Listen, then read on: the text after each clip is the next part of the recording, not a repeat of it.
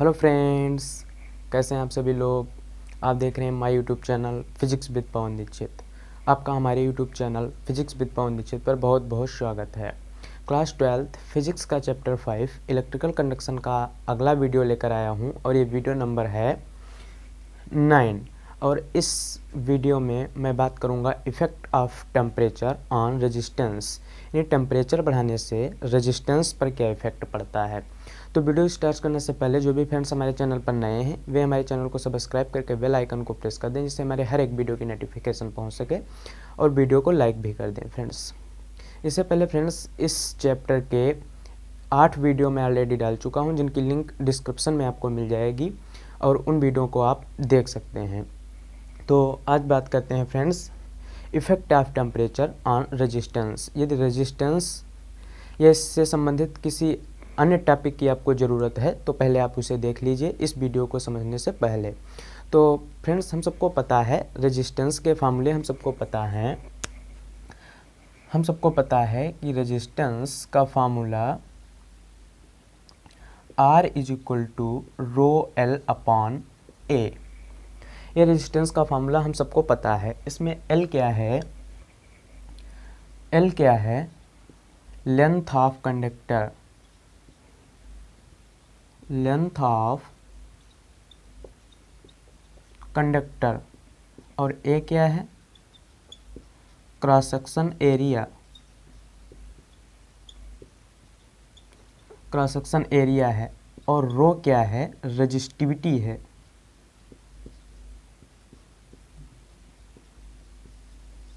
रो क्या है? रेजिस्टिविटी है। तो फ्रेंड्स यदि जो टेम्परेचर है वो बहुत ज़्यादा नहीं है, बहुत अधिक नहीं है, तो ना तो लेंथ बदलेगी कंडक्टर की और ना ही क्रॉस सेक्शन एरिया बदलेगी, यानी लेंथ और क्रॉस सेक्शन एरिया नहीं बदलेगी यदि टेम्परेचर बहुत ज़्यादा नहीं है।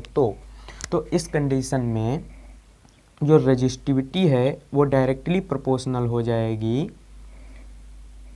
जो हमारा रेजिस्टेंस है, हमारा जो रेजिस्टेंस है आर है, वो डायरेक्टली प्रोपोर्शनल हो जाएगा रेजिस्टिविटी के। रेजिस्टेंस डायरेक्टली प्रोपोर्शनल हो जाएगा रेजिस्टिविटी के। यानी जब हम टेम्परेचर को बढ़ाएंगे तो रेजिस्टिविटी इंक्रीज करेगी, और resistivity is directly proportional to resistance, यानी रेजिस्टेंस भी इंक्रीज करेगा। यानी जब हम टेम्परेचर को बढ़ाएंगे, जब हम किसी कंडक्टर के टेम्परेचर को बढ़ाएंगे तो रेजिस्टिविटी और रेजिस्टेंस दोनों इंक्रीज करेंगे। ठीक है। अब फ्रेंड्स हमने एक रेजिस्टेंस का अन्य भी फार्मूला पढ़ रखा है। क्या फार्मूला हमने पढ़ रखा है? अन्य formula R is equal to 2ml upon NE square A tau. ये फार्मूला हम लोगों ने पढ़ रखा है। ये कहाँ से आया है पता है? जब हमने डेरिवेशन किया था ओम के नियम का on the basis of drift velocity, तो लास्ट में आया था V is equal to 2ml upon NE square A tau into I. और इस पूरे टर्म को हमने क्या कहा था? 2ml upon NE square A tau को हमने कहा था कांस्टेंट, और इस कांस्टेंट को ही हमने क्या नाम दिया था? Resistance of the wire. और इस कांस्टेंट को ही हमने रेजिस्टेंस कहा था, याद है? इस कांस्टेंट वैल्यू को ही हमने रेजिस्टेंस कहा था। तो यहाँ से R का फार्मूला हमारा क्या आ गया? R is equal to 2ml upon NE square A tau. Clear हुआ इतना? इसमें अलग अलग टर्म की मीनिंग क्या है? इसमें M क्या है? M हमारा है मास ऑफ इलेक्ट्रॉन। M क्या है? Mass of electron. L क्या है? Length of conductor. L क्या है? Length of conductor. N क्या है? N है number of free electron per unit volume. Number of free electron per unit volume. और ई क्या है? Charge of electron, charge of electron. A क्या है? अभी हमने बात की थी cross section area, cross section area. Tau क्या है? तो प्यारे मित्रों, टाउ है relaxation time, relaxation time. Tau हमारा क्या है? रिलैक्सेशन टाइम है। ओके, एक रेजिस्टेंस का फार्मूला हमारे पास ये है और दूसरा रेजिस्टेंस का फार्मूला ये है। इतनी बात क्लियर हुई। अब फ्रेंड्स, यदि हम इन दोनों को आपस में बराबर कर दें तो rho L upon A is equal to 2ml upon N E square A tau.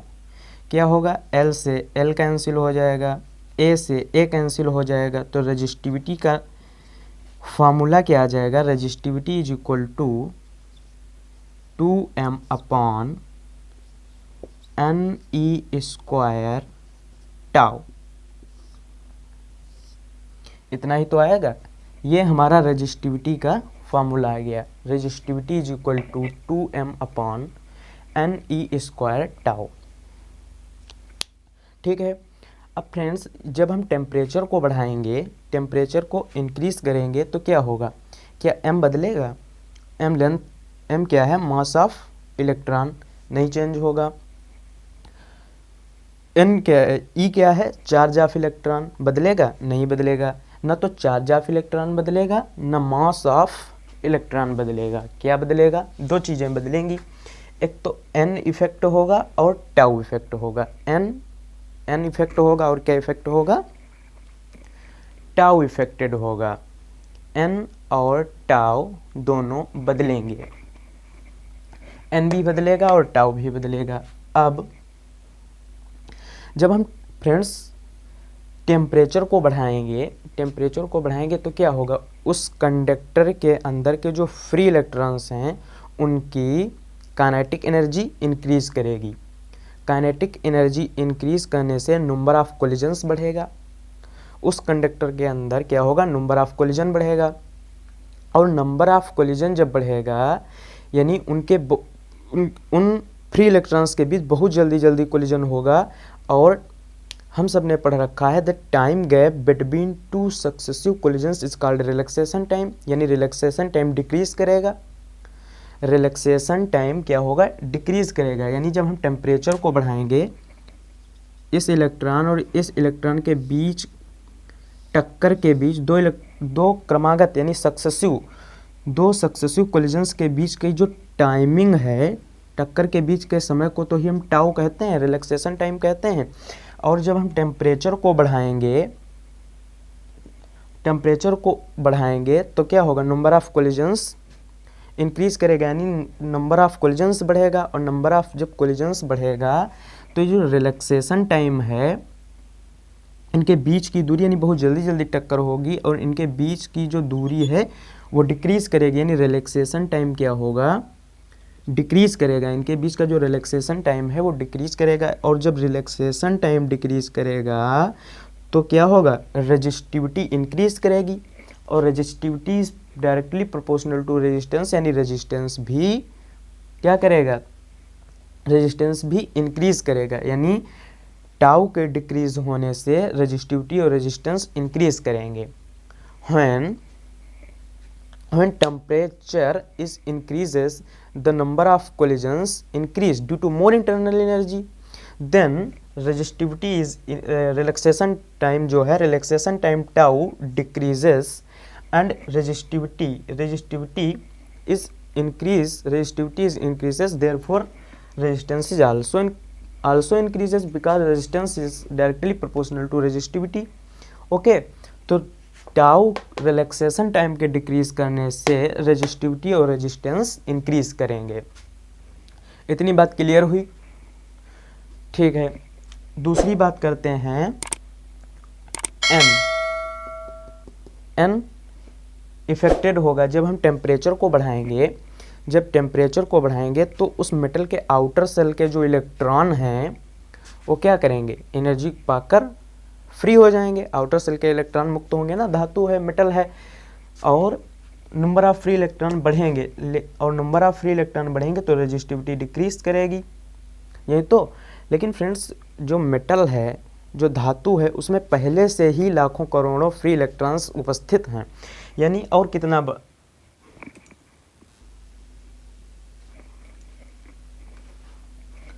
Wire में friends already number of free electrons हजारों और लाखों होने के कारण इसका विशेष कोई इफेक्ट नहीं पड़ता है।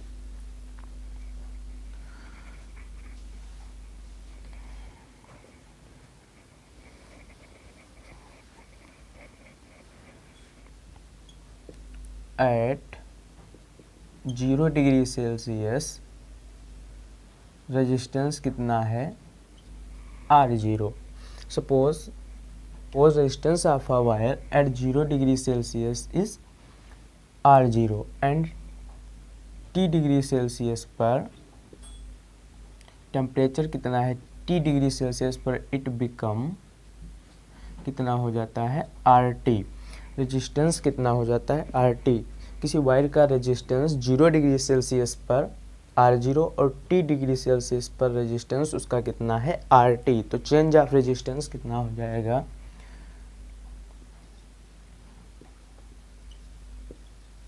Change of resistance delta R is equal to final minus initial RT minus R0, RT minus R0। ये change of resistance delta R depends upon the 3 factors, 3 factor पर निर्भर करता है। फर्स्ट डेल्टा R, ये जो चेंज ऑफ रेजिस्टेंस है किस पर डिपेंड करता है, पहली बात delta R depends, delta R is directly proportional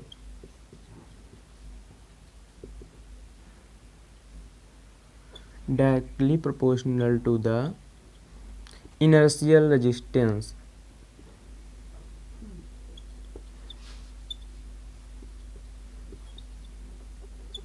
ये जो डेल्टा आर है friends, change of resistance directly proportional to the inertial resistance, यानी delta R proportional to the R0। Okay, number second, delta R is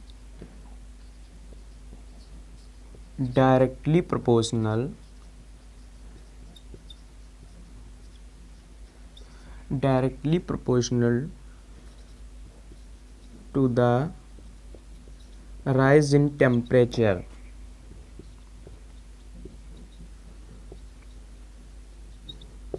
rise in temperature यानी बढ़ने वाले temperature पर delta R proportional है T degree Celsius. किस पर depend करता है, इनर्शियल रेजिस्टेंस और बढ़ने वाले टेम्परेचर यानी T डिग्री सेल्सियस पर। तीसरा डेल्टा आर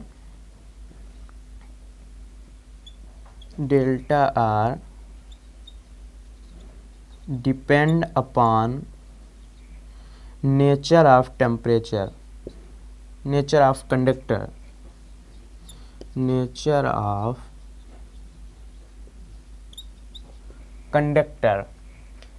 ऑफ कंडक्टर यानी from equation first and second we can write this delta R proportional R0 T। क्या लिख सकते हैं, delta R proportional R0 T।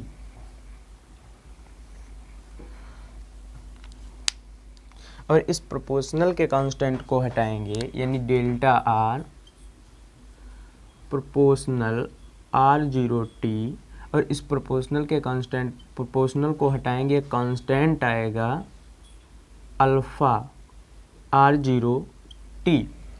ये प्रोपोर्शनल है और ये प्रोपोर्शनल का साइन हटने पर कांस्टेंट है, जिसे हम क्या कहते हैं, टेम्परेचर कोफिशिएंट ऑफ रेजिस्टेंस। ये दोनों डिफरेंट हैं, ध्यान रखेंगे। अल्फा क्या है, temperature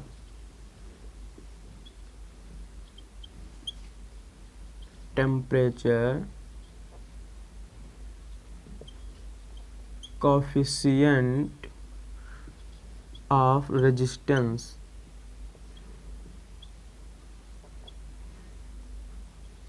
temperature coefficient of resistance, alpha को क्या कहते हैं, temperature coefficient of resistance. Delta R की जगह पे हम क्या लिख सकते हैं फ्रेंड्स, डेल्टा आर हमारा है, delta R is equal to R T minus R zero, final minus initial resistance. Okay, तो डेल्टा आर की जगह पे रख देंगे, further we will get R T minus R zero is equal to alpha R zero T. Okay, यहाँ से alpha कितना आ जाएगा, temperature coefficient of resistance alpha कितना आएगा, temperature coefficient of alpha is equal to R T minus R zero upon R zero T.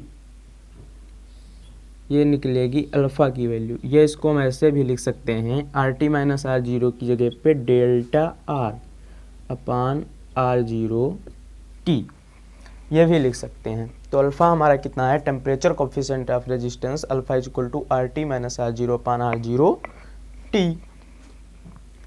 आगे R T की value यहाँ से यदि हम निकालें, आर टी कितना हो जाएगा, R T is equal to, ये आर जीरो उधर जाएगा, प्लस का हो जाएगा R zero plus alpha R zero T.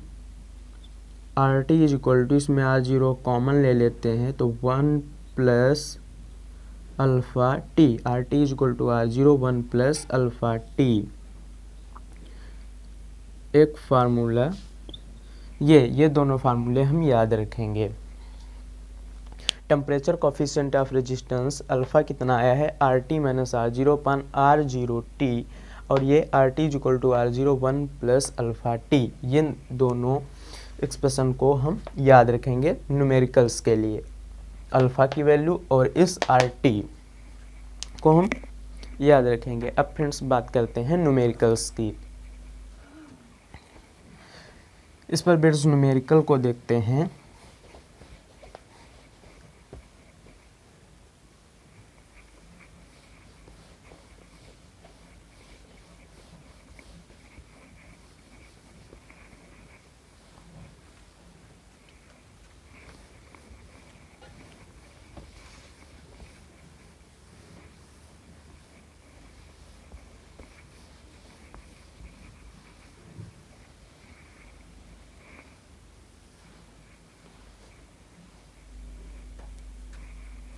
Question देखते हैं friends. Question, the resistance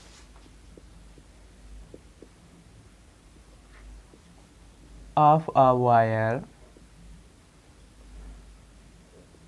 is 5 ohm at 50 degree Celsius and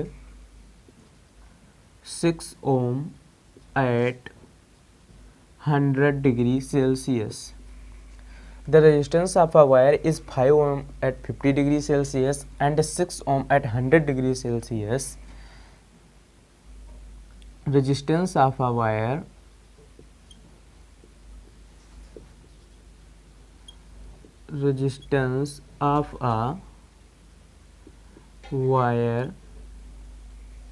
at 0 degree Celsius, resistance of a wire at 0 degree Celsius will be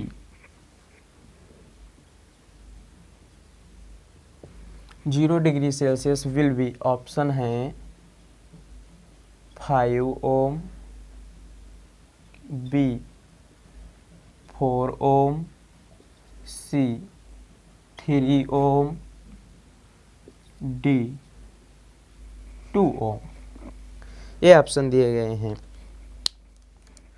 the resistance of a wire is 5 ohm at 50 degree Celsius. 50 degree Celsius पर किसी wire का जो resistance है वो 5 ओम है, और 100 degree Celsius पर किसी वायर का रेजिस्टेंस 6 ओम है। Find resistance of a wire eight 0 degree Celsius will be, और 0 डिग्री सेल्सियस पर उस वायर के रेजिस्टेंस को हमसे पूछा गया है। तो टेम्परेचर कितना दिया है, टेम्परेचर फर्स्ट है 50 डिग्री सेल्सियस, यानी टी है 50 डिग्री सेल्सियस, और इस 50 डिग्री सेल्सियस पर आर 50 यानी 50 डिग्री सेल्सियस पर रेजिस्टेंस है 5 ओम।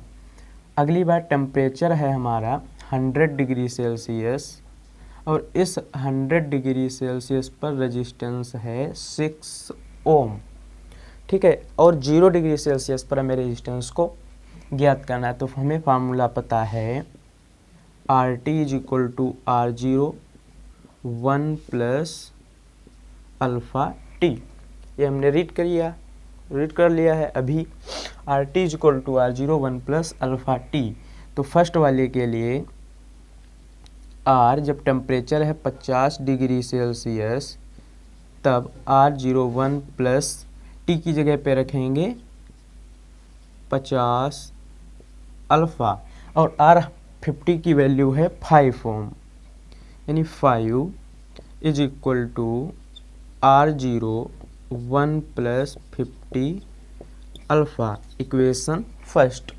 ओके, सेकेंड, जब टेम्परेचर है 100 डिग्री सेल्सियस, तो R 100 is equal to R zero 1 plus alpha, और टी की जगह पे रखेंगे 100, तो ये हो जाएगा 100 अल्फ़ा, और आर 100 की वैल्यू है 6 ohm. 6 is equal to R zero 1 plus alpha 100 alpha, equation second. Any problem यहाँ तक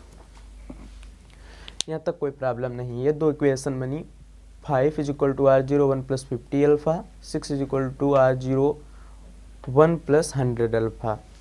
ठीक है, divide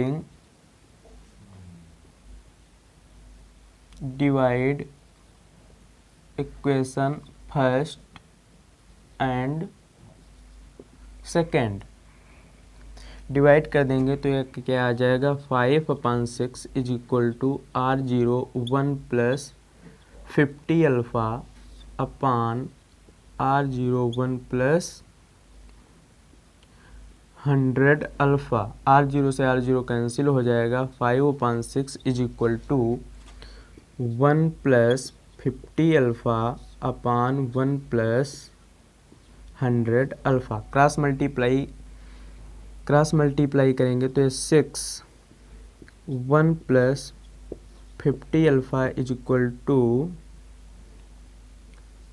5 1 plus 100 alpha.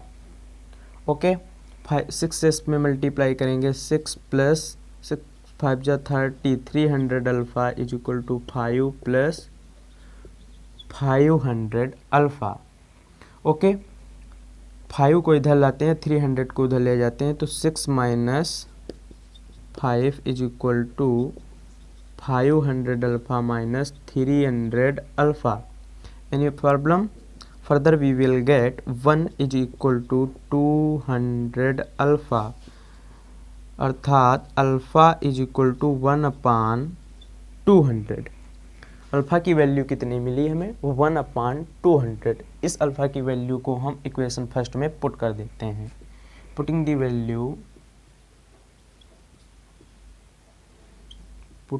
The value of alpha in equation first. इस इक्वेशन फर्स्ट में इस अल्फ़ा की वैल्यू को पुट करते हैं। 5 is equal to R zero, equation first है 5 is equal to R zero 1 plus 50 alpha, तो 5 is equal to R zero 1 plus 50, और अल्फ़ा का मान हमारा कितना आया है, 1/200। 1/200 200, इस जीरो से ये जीरो गया, 5 1 जा 5, 5 4 जा 20, तो ये कितना आ गया 5 is equal to R0 1 + 1/4, 5 is equal to R0, ये कितना हो गया 5/4, इस 5 से ये 5 कैंसिल हो गया, तो R0 फाइनली हमारा कितना आ गया 4 ओम। यानी 0 डिग्री सेल्सियस पर उस वायर का टेम्परेचर कितना होगा, 0 डिग्री सेल्सियस पर उस वायर का टेम्परेचर कितना होगा 4 ओम। क्लियर हुई इतनी बात। अगले क्वेश्चन को एक और देखते हैं फ्रेंड्स, अगले क्वेश्चन को देखते हैं।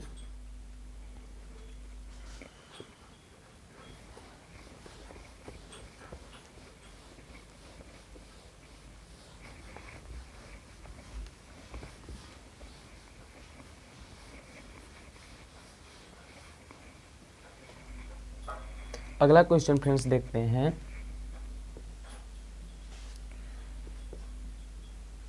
क्वेश्चन 2 है the temperature coefficient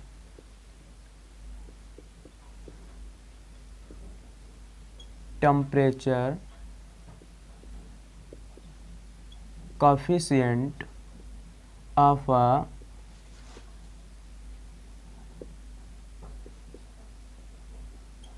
resistance of a wire is 0.00125 per degree Celsius. ये फ्रेंड्स अगला क्वेश्चन बोर्ड पे लिखा हुआ है, temperature coefficient of resistance of a wire is 0.00125 per degree Celsius at 300 kelvin, its resistance is 1 ohm. At what temperature will its resistance become 2 ohm? 4 options दिए गए हैं। सवाल हमसे, क्वेश्चन हमसे कह रहा है टेम्परेचर कोफिशिएंट ऑफ रेजिस्टेंस, किसी टेम्परेचर कोफिशिएंट, किसी वायर का टेम्परेचर कोफिशिएंट हमें दिया गया है 0.00125 पर डिग्री सेल्सियस और 300 केल्विन पर इट्स रेजिस्टेंस इज 1 ओम, यानी 300 केल्विन पर इसका रेजिस्टेंस जो है वो 1 ओम है। कहता है किस टेम्परेचर पर इसका रेजिस्टेंस 2 ओम होगा। इसे हल करना है, तो इसे पॉज करके हल कीजिए, सॉल्व कीजिए। 4 ऑप्शंस आपके सामने हैं,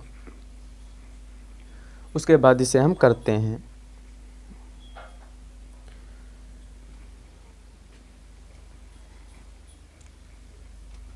कर लिया।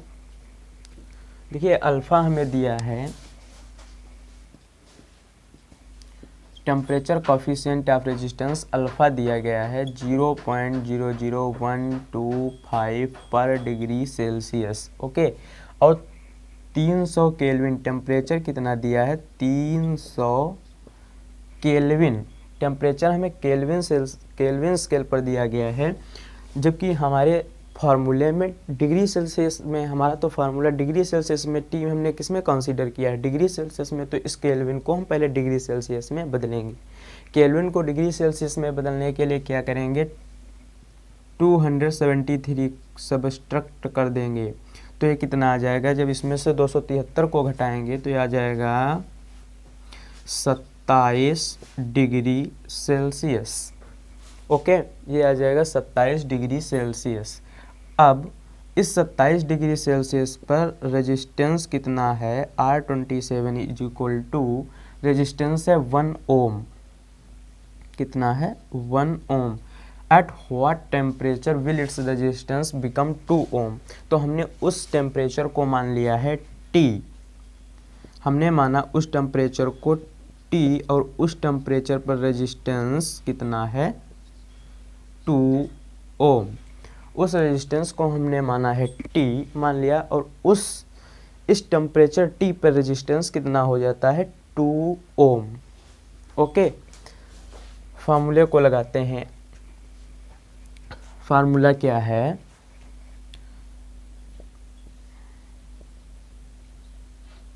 फार्मूला है RT is equal to R0 1 + alpha T।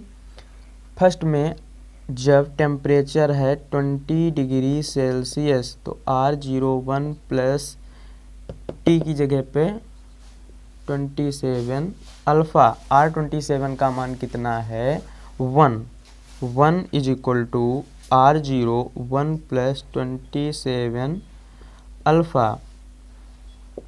इस अल्फ़ा की वैल्यू हम लास्ट में रखेंगे जिससे हमें सॉल्व करने में आसानी रहेगी। उसके बाद जब टेम्परेचर T है तो RT is equal to R01 plus alpha T. ये कितना हो जाएगा अल्फ़ा टी। टी टेम्परेचर पर रेजिस्टेंस है RT और इस RT की वैल्यू कितनी है 2 ohm. 2 is equal to R01 plus alpha T. Equation second. Divide first and second.